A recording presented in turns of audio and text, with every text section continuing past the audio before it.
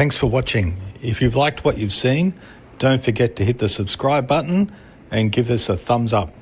And if you want to try out the same software I used to make this video, just click the link below.